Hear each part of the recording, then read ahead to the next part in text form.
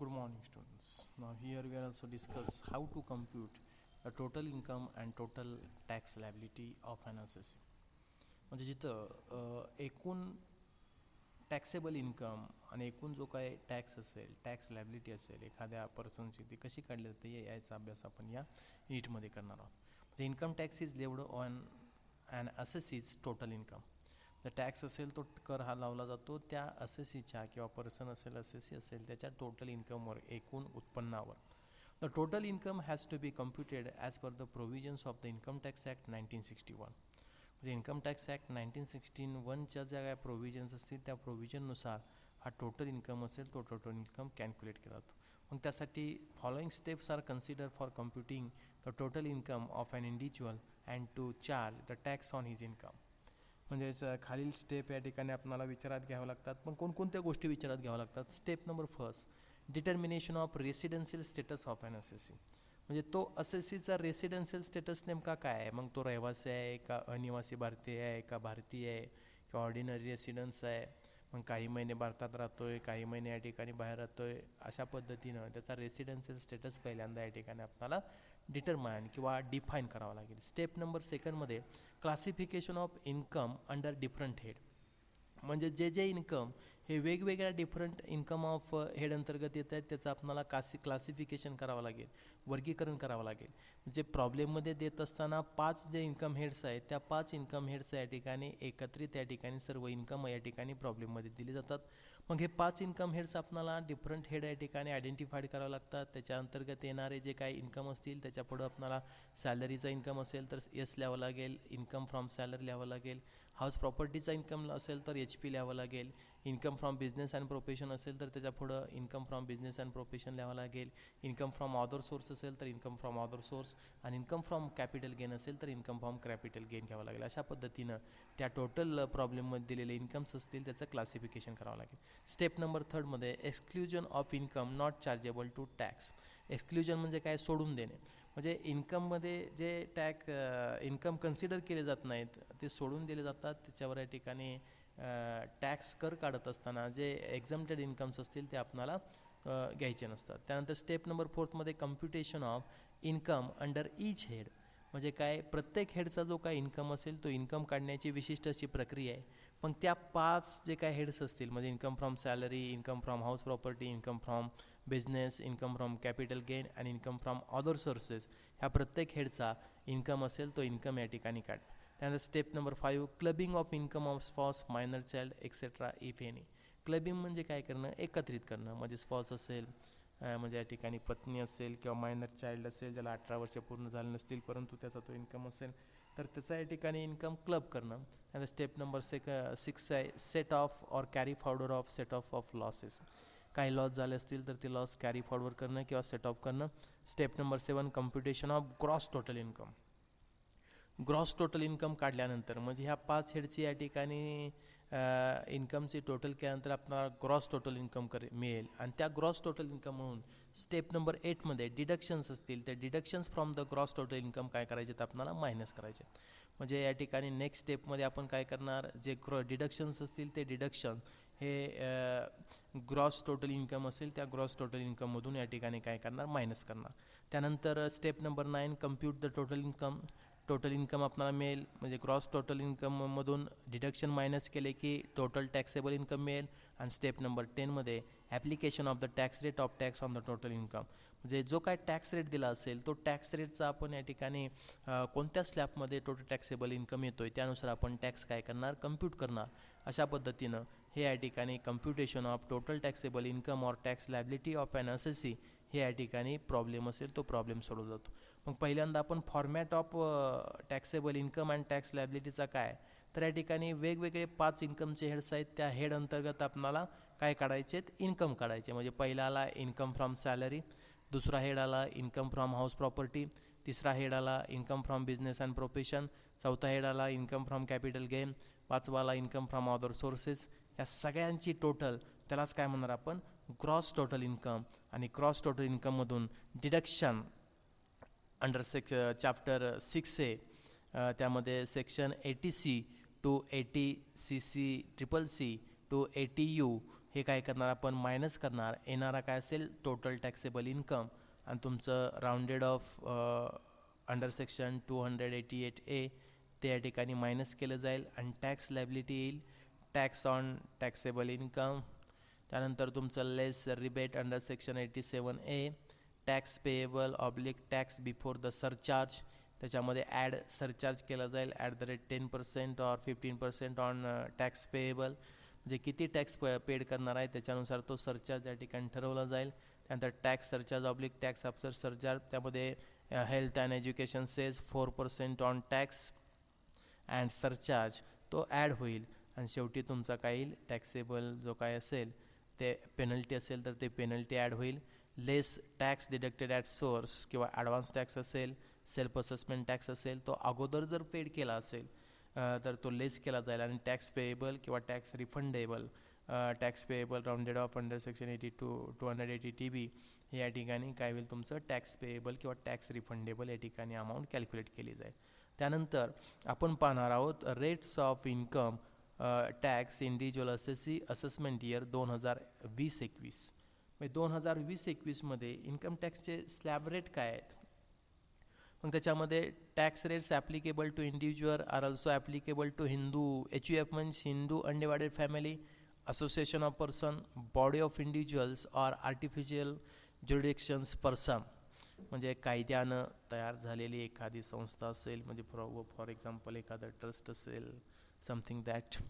The rates of applicable for assessment year 2020 and 21 are as follows. For इंडिव्हिज्युअलमध्ये men and women असेल, म्हणजे महिला असेल पुरुष असेल, एज बिलो 60 years, त्यांचं एज 60 वर्षापेक्षा कमी असेल तर त्यांचा या ठिकाणी स्लॅब रेट आहे अप टू 2,50,000 त्याला नील येईल. म्हणजे 2 लाखापर्यंत त्या पर्सनचा 2,50,000पर्यंत इन्कम असेल तर त्यांना नील म्हणजे कोणत्याही प्रकारचा टॅक्स द्यावा लागणार नाही.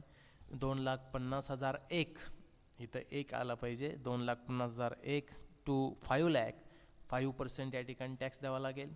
त्यानंतर ₹5,01,000 म्हणजे 5,01,000 टू 10,00,000 20% या ठिकाणी टॅक्स द्यावा लागेल.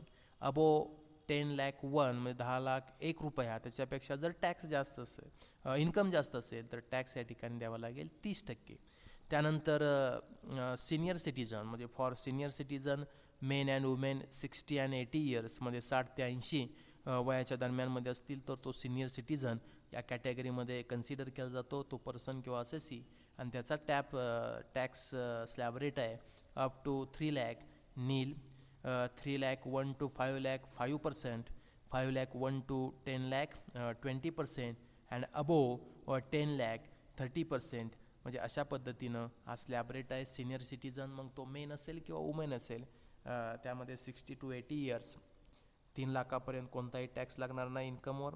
3 लाख रुपये, 3,01,000 रुपया ते 5 लाख याच्या दरम्यान जर इन्कम असेल तर 5% या ठिकाणी टॅक्स लागेल. त्यानंतर 5,01,000 रुपया ते 10 लाख याच्यामध्ये असेल इन्कम तर या ठिकाणी तुम्हाला 20%.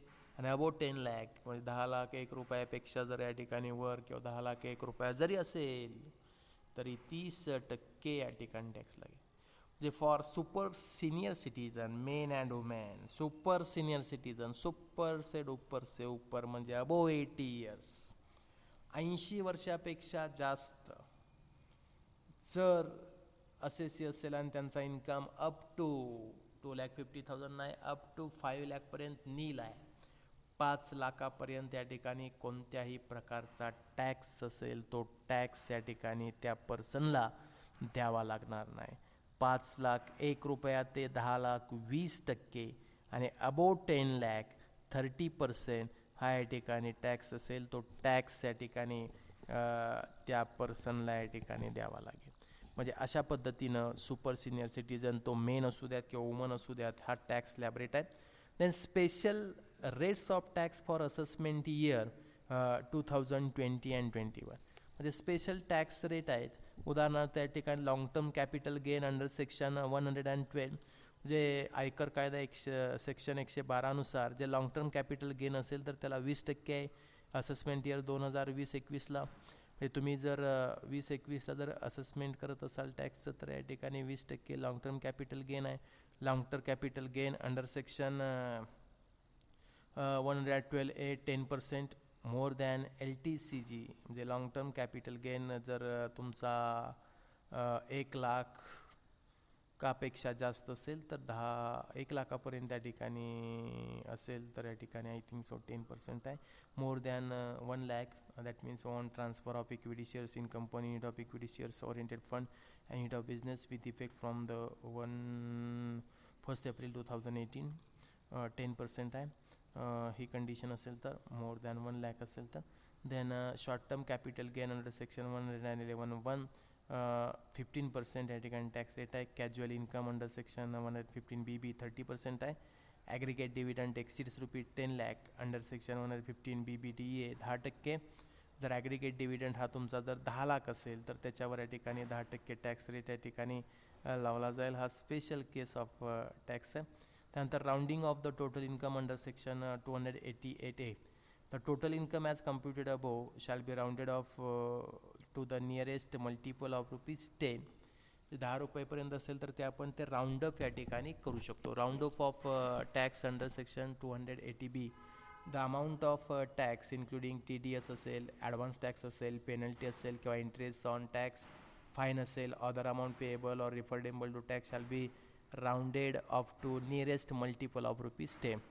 हेल्थ अँड एज्युकेशन सेस हा या ठिकाणी it is levied on the amount of tax. जे काय टॅक्सची कराची जी काय अमाऊंट असेल त्याच्यावर या ठिकाणी 4% हा हेल्थ अँड एज्युकेशन सेस म्हणून या ठिकाणी घेतला जाईल. म्हणजे फॉर एक्झाम्पल तुमचा जर टॅक्स आला, कर आला जर 1 लाख, तर 1 लाखावर 4% म्हणजे आलं 4,000 रुपये.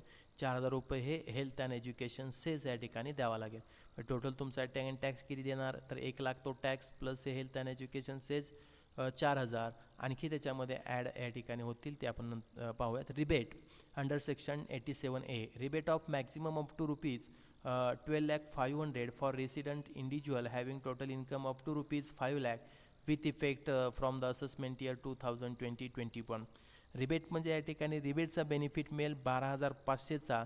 तो जर रेसिडेन्शियल इंडिव्हिज्युअल असेल, म्हणजे भारतीय नागरिक असेल किंवा रहिवासी असेल, 5 लाखापर्यंत त्याचा जर टोटल इन्कम असेल तर रिबेट त्याला मिळेल अंडर सेक्शन 87Aचं या ठिकाणी 12,500चं.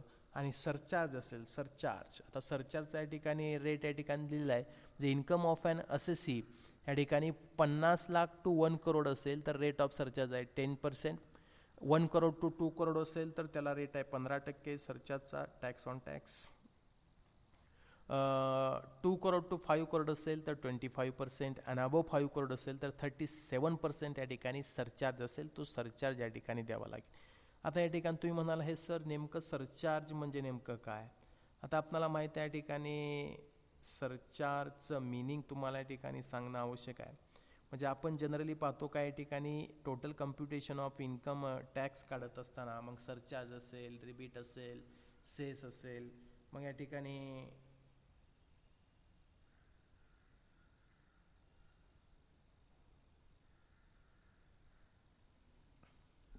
ते मिनिंग आपल्याला बघावं लागेल.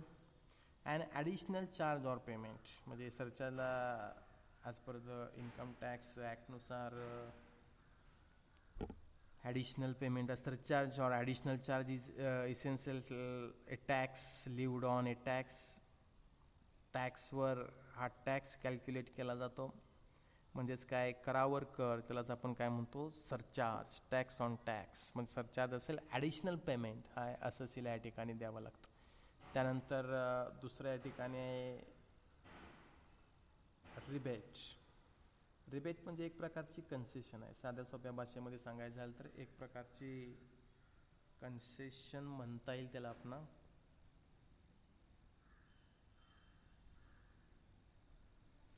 एक प्रकारची concession. Rebate refers to the relief, that means the concession you can claim to reduce the income tax burden. If refers the amount of tax liability that the taxpayers do not have to pay the refund on the other particulars, that means the relief as well as the concession given to an assessee.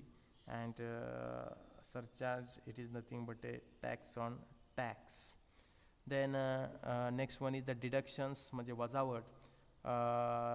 Chapter 6A 80C to 80CCC to 80U म्हणजेच जे काय amount असेल ती amount या ठिकाणी जो assessee असेल तो असेसी डिडक्ट करू शकतो, परंतु डिडक्ट करत असताना ते कोणतं या ठिकाणी डिडक्शन्स आहे ॲप्लिकेबल आहे, इंडिव्हिज्युअलला ॲप्लिकेबल आहे सेक्शन 80C अंतर्गत. 80C C for contribution.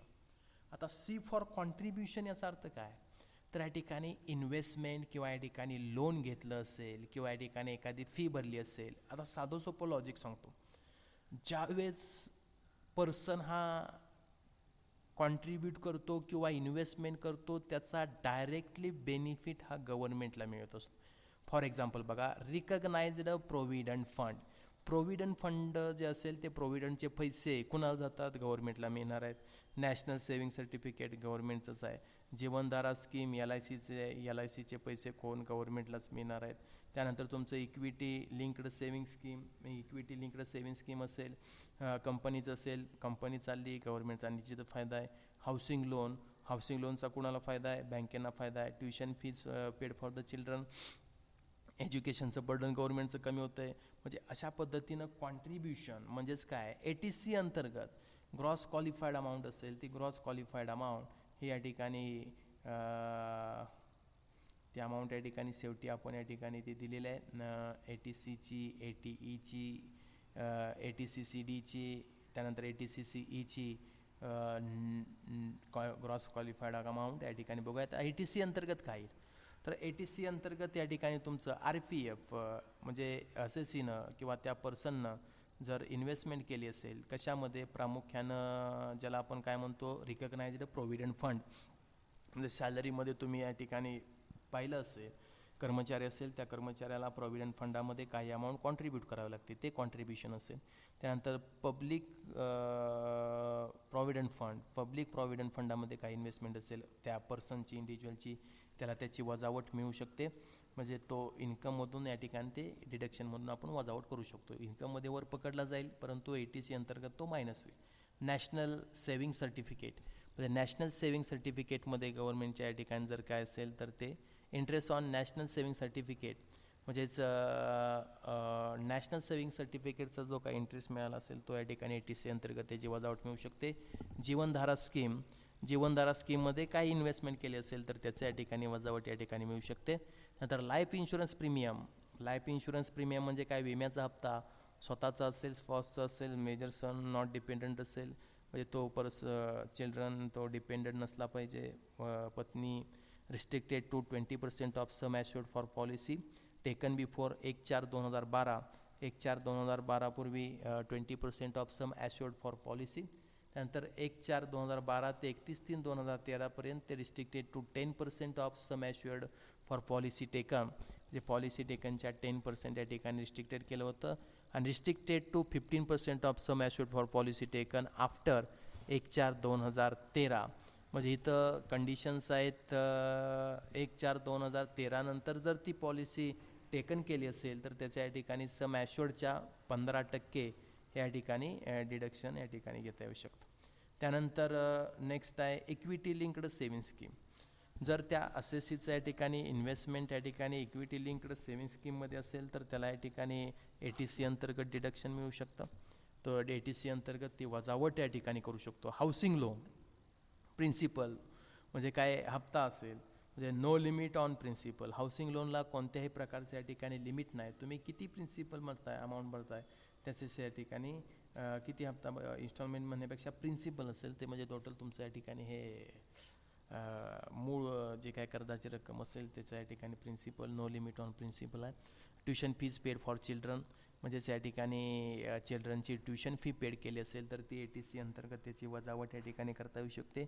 Equity shares or debentures, काही इक्विटी शेअर्स आणि डिबेंचर्समध्ये काही कॉन्ट्रीब्युशन असेल, इन्व्हेस्टमेंट असेल तर ते या ठिकाणी 80C अंतर्गत वजावट मिळू शकते. Subscription to unit of mutual fund under section 10 in bracket 23D. काही म्युच्युअल फंडचे युनिट्स या ठिकाणी खरेदी केले असतील, सबस्क्रिप्शन केलं असेल तर त्याचं या ठिकाणी डिडक्शन मिळू शकतं. Fixed deposit with any other bank not less than the 5 years म्हणजे 5 वर्षापेक्षा जास्त जर फिक्स्ड डिपॉझिट असेल तर ते डिपॉझिटची अमाऊंट या ठिकाणी ATC अंतर्गत त्याची वजावट करता येऊ शकते. त्यानंतर नोट सांगितलेली आहे, repayment of housing loan to a friend does not qualify for deduction under section ATC. म्हणजे हा सर्वात महत्त्वाचा मुद्दा आहे. म्हणजेच काय होतं, काही वेळेस या ठिकाणी हाऊसिंग लोन असेल, त्याचं रिपेमेंट परंतु फ्रेंडचं असेल हाऊसिंग लोन, त्याचं रिपेमेंट केलं जात असेल तर ते नॉट क्वालिफाईड, या ठिकाणी क्वालिफाईड होणार नाही.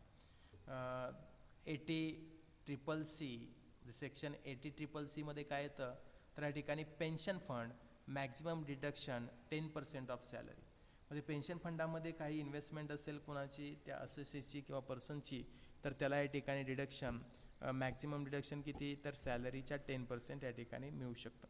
त्यानंतर section 80CCD contribution to national pension scheme किंवा DCPS, जे काय आता न्यू कर्मचारी असतील त्यांना DCPS आहे, गव्हर्नमेंटचे कर्मचारी त्यांना 80CCD अंतर्गत हे या ठिकाणी डिडक्शन असेल ते डिडक्शन किंवा वजावट असेल ते वजावट या ठिकाणी करता येते. त्यानंतर सेक्शन 80CCE म्हणजे aggregate maximum deduction under 80C, 80CCC आणि 80CCD is ₹1,50,000 or net qualified amount is gross qualified amount 1,50,000 whichever is lower. म्हणजे 1,50,000 पर्यंतच डिडक्शन्स ATC, 80CCC, 80CCD आणि तुमचं या ठिकाणी या तिघांचं लिमिट किती आहे, तर 80CC मध्ये ते लिमिट सांगितलेलं आहे 1,50,000 किंवा त्याच्यापेक्षा कमी असेल तेवढी अमाऊंट. जरी तुमची इन्व्हेस्टमेंट 5 लाख असती तरी डिडक्शन फक्त किती मिळणार, 1,50,000. त्यानंतर सेक्शन 80D अंतर्गत म्हणजे mediclaim insurance premium also include the prevent sales force and dependent children, तर 25,000 और actual insurance premium whichever is lower. Senior citizen असेल या ठिकाणी इन्शुरन्स प्रीमियम किंवा 25,000 म्हणजे 25,000 किंवा actual insurance premium whichever is lower म्हणजे 25,000पर्यंत त्यामध्ये आहे. स्पॉस म्हणजे पत्नी असेल किंवा डिपेंडंट चिल्ड्रन असेल त्यांचा मेडिक्लेम इन्शुरन्स असेल प्रीमियम, तर तो 25,000पर्यंत त्याचं डिडक्शन 80D अंतर्गत मिळू शकतं. सिनियर सिटीजन असेल, अबो एज 60 असेल तर 50,000 और ॲक्च्युअल इन्शुरन्स प्रीमियम असेल विच एवर इज लोअर 50,000 किंवा ॲक्च्युअल प्रीमियम याच्यापैकी जी कमी अमाऊंट असेल त्याचं सेक्शन 80D अंतर्गत त्यांना डिडक्शन मिळू शकतं. म्हणजे D फॉर मेडिक्लेम.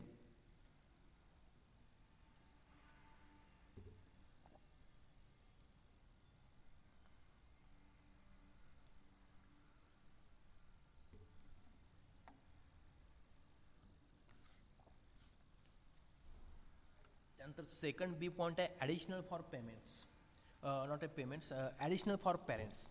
25,000 और actual insurance premium whichever is lower म्हणजे बिलो जर 60,000 एज असेल पेरेंट्सचं तर 25,000 ॲडिशनल मेडिक्लेम इन्शुरन्स या ठिकाणी मिळू शकतात डिडक्शन ॲज अ डिडक्शन म्हणून.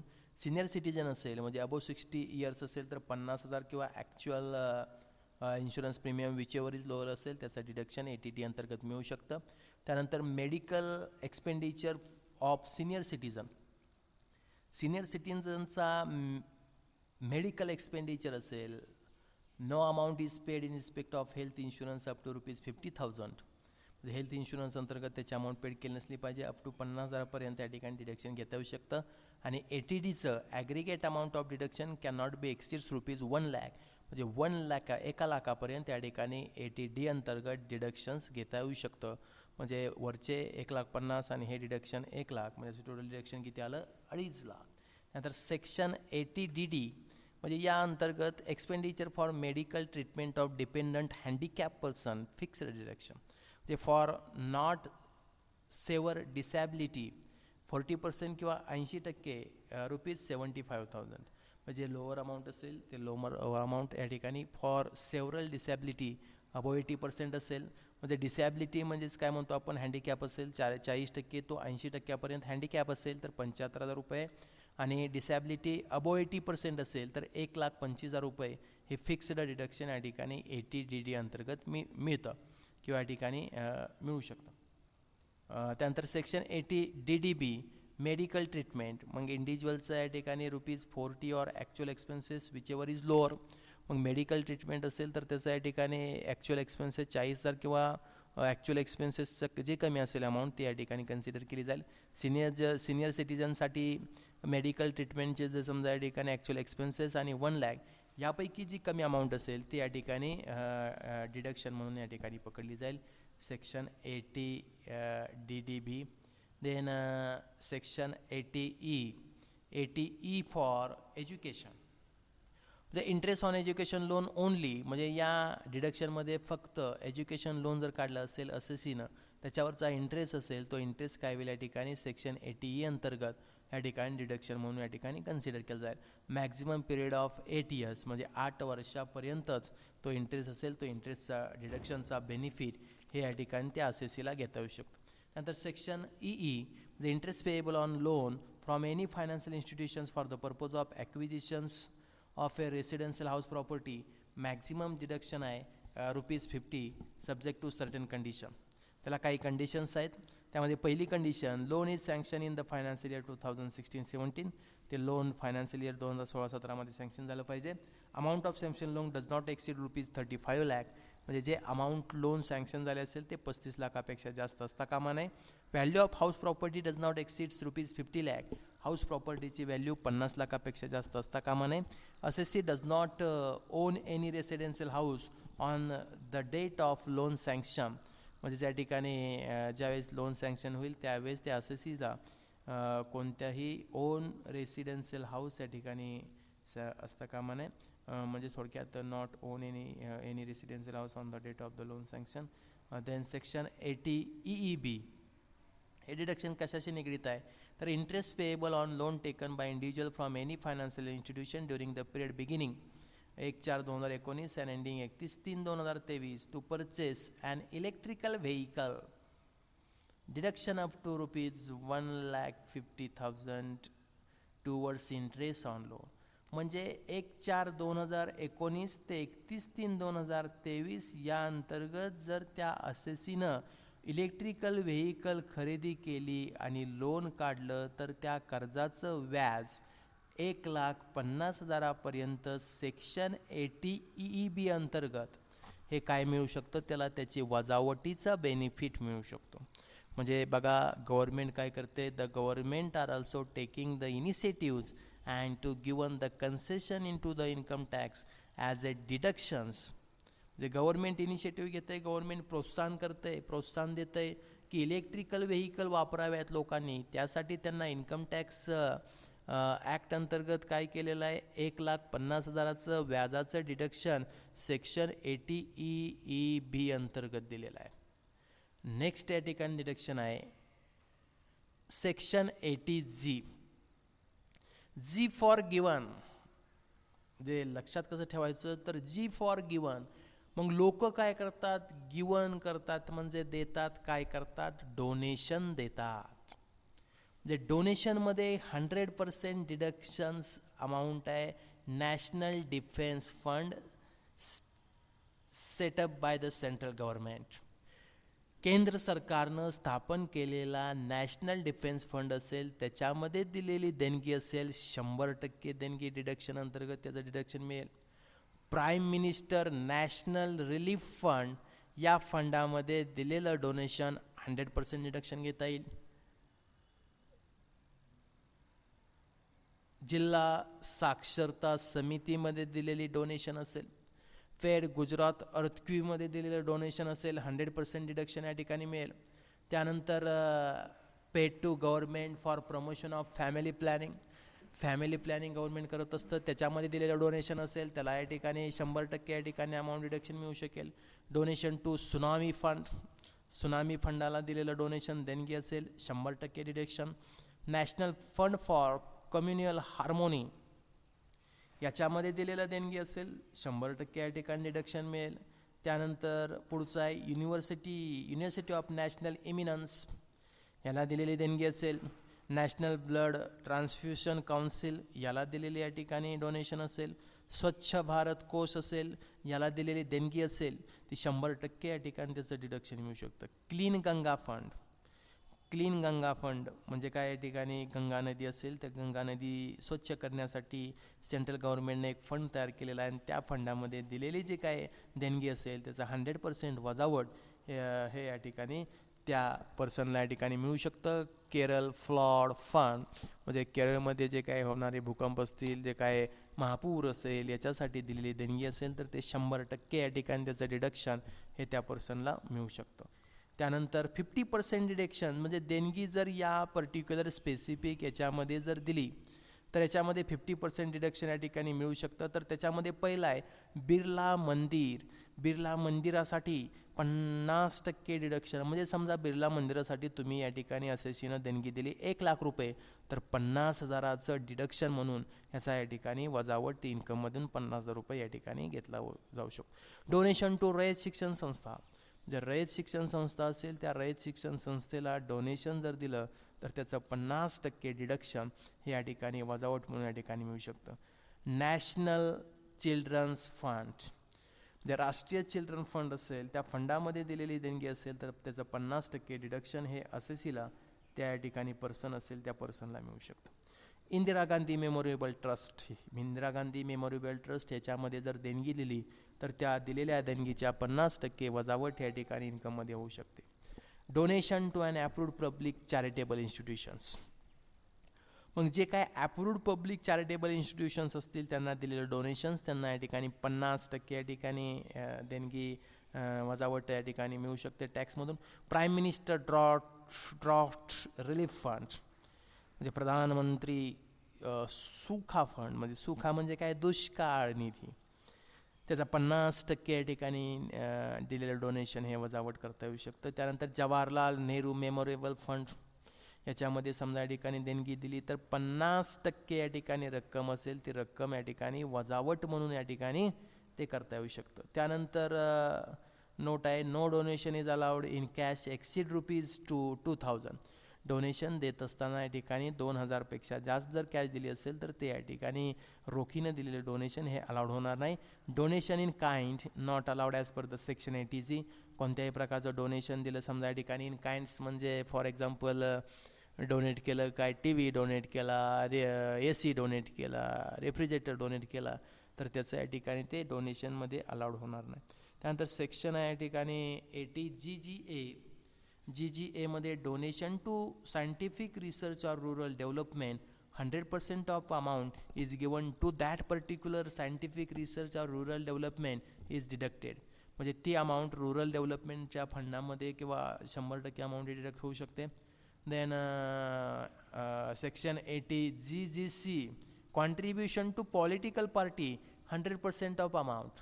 बघा, सर्व राजकीय पक्ष असतील त्या सर्व राजकीय पक्षांनी या ठिकाणी सर्व राजकीय पक्ष, पॉलिटिकल पार्टी म्हणजे काय, राजकीय पक्ष, सर्व पॉलिटिकल पार्टीजना मिळालेल्या देणग्या ह्या काय 100% अमाऊंट काय या ठिकाणी डिडक्शन मिळू शकतं ज्यानं देणगी दिली असेल त्याला.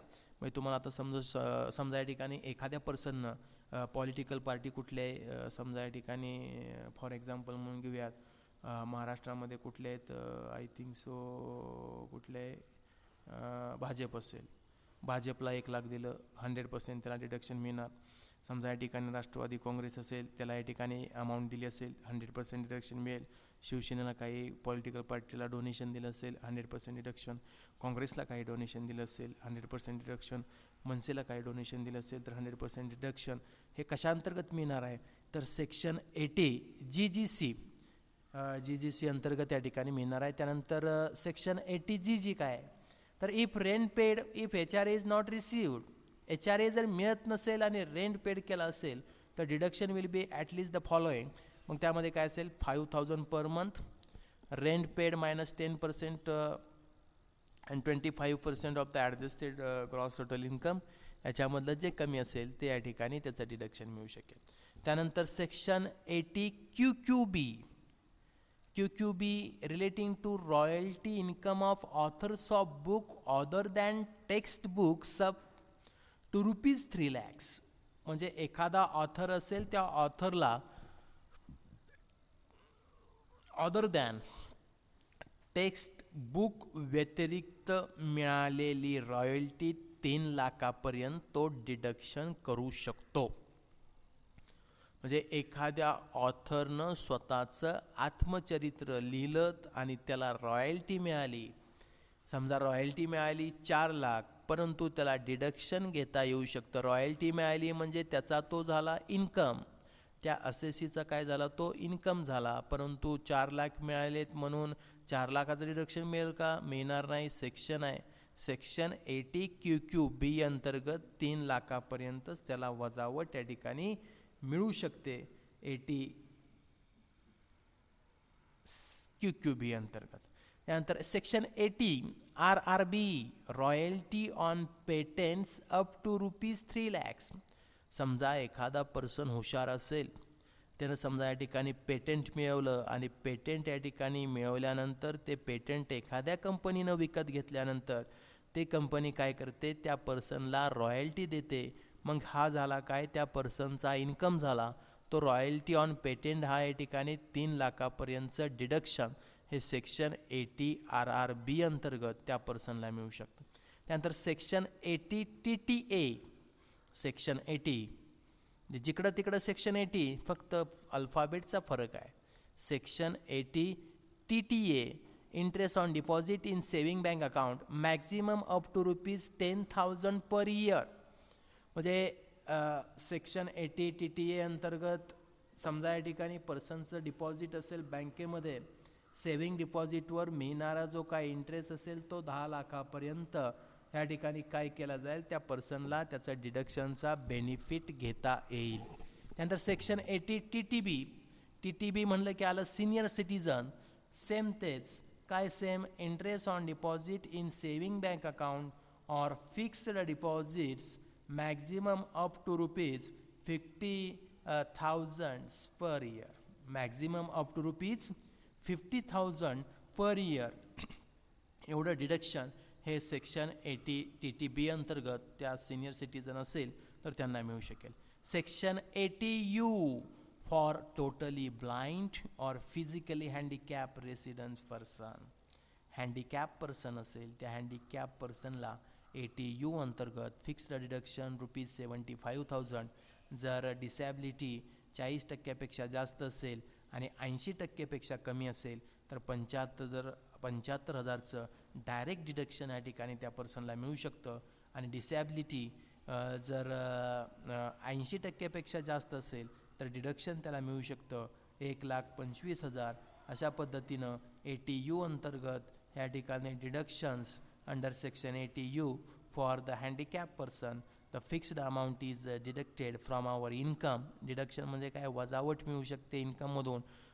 75,000, 40 ते 80%पर्यंत डिसॅबिलिटी असेल, अबो 80% डिसॅबिलिटी असेल तर 1,25,000 are also deducted from our income.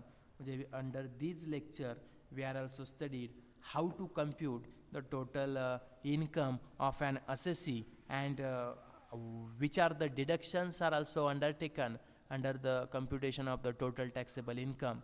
We are also studied here. All these sections, all these deductions are also in detail. We are also studied. Then slab rates, income tax slab rates we are also studied here. Then after the income tax slab rate, we are also studied direct problem on computation of income from house property. Into the next lecture we are also studied how to calculate the total taxable income of an assessee. Then we are also start into the next lecture, problem number 1. Thank you very much.